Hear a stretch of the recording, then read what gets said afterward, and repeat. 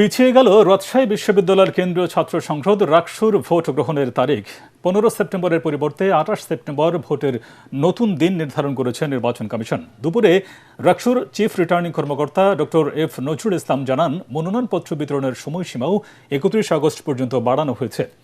মনোনয়নপত্র জমা 1 সেপ্টেম্বর থেকে 7 সেপ্টেম্বর এবং যাচাই বাছাই 8 ও 9 সেপ্টেম্বর। প্রত্যাহারের শেষ সময় 15 সেপ্টেম্বর। এদিকে জাহাঙ্গীরনগর বিশ্ববিদ্যালয়ে কেন্দ্রীয় ছাত্র সংসদ জাকসু নির্বাচনে বাতিল হওয়া প্রার্থীদের আপিলের শুনানি ও রায় আজ। কাল চূড়ান্ত তালিকা প্রকাশ করবে নির্বাচন কমিশন। স্তর হিসাবে চিন্তা করছি না।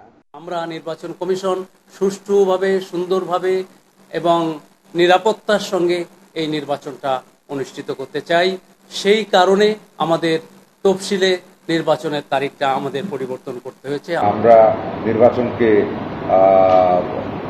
ইনক্লুসিভ করার জন্য এবং স্টুডেন্টসদেরকে উৎসাহিত করার জন্য নির্বাচনে অংশগ্রহণে আমরা তাদেরকে দিয়ে ওগুলি কারেকশন করে, ছোটোখাটো ভুলগুলি কারেকশন করিয়ে ইতিমধ্যে আমরা 13 জনের 15টা মনোনয়নপত্র আমরা বৈধ হিসাবে গ্রহণ করেছি।